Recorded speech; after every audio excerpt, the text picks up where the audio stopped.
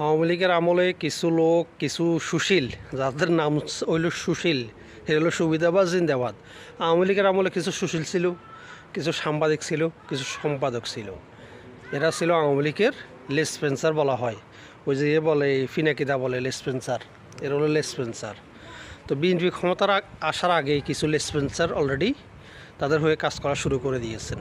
একজন হলো মাসুদ কামাল সাহেব, আরেকজন হলো ডক্টর জাহেদ সাহেব, আরও আছে ওই কি মনির হায়দার হইতে, মানে এরকম আরও কয়েকটা শাহেদ শুরু করে দিয়েছে। বিএনপি যতটা না ক্ষুব্ধ ছাত্রদের উপরে, সমন্বয়কদের উপরে, চাইতে এরা বেশি ক্ষুব্ধ।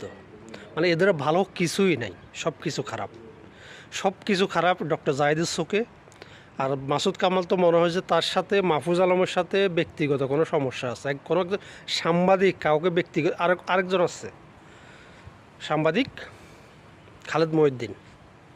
এই লোকগুলোর আচরণ দেখলে মনে হয় কী জন্য সামনে বিএনপি ক্ষমতা আসবে, কিছু পাবেন এই আশায়, সেটা আমরা বুঝি। তবে এই সম্মান, এই পাওয়া সম্মানের নয়, দালালির।